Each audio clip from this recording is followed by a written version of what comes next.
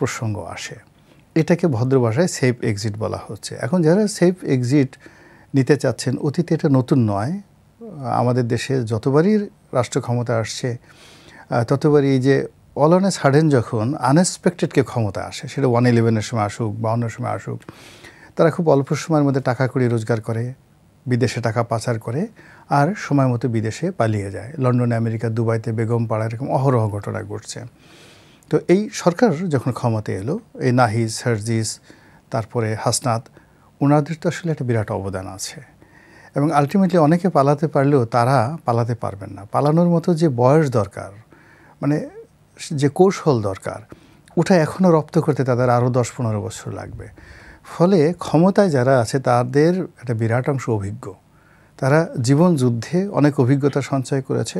তো এদের মধ্যে যদি নাহিদ সাহেবের কথা মতো কেউ দুর্নীতিতে আকণ্ঠ নিমজ্জিত হয়ে থাকেন, মন্দ কাজে জড়িত হয়ে থাকেন, এবং তার মধ্যে যদি গণপিটুনি খাওয়ার ভয় থাকে, সঙ্গতির কারণে তিনি পালাবেন। এবং এখানে সেফ এক্সিট বলতে অপর পক্ষের সাথে নেগোসিয়েশন সাধারণত এটা হয় না। যার বিরুদ্ধে দুর্নীতির অভিযোগ হয়ে গেছে, এবং রাজনীতিটা এখন এমন যাকে বলা হয় সংঘাতপূর্ণ হয়ে গেছে। বোঝার চেষ্টা করুন, আওয়ামী লীগের বড় বড় নেতাদেরকে তাদেরকে ধরে পিটুনি দেওয়া হচ্ছে, হ্যান্ডকাপ পরা হচ্ছে, তাও আবার পিঠমোড়া করে বেঁধে।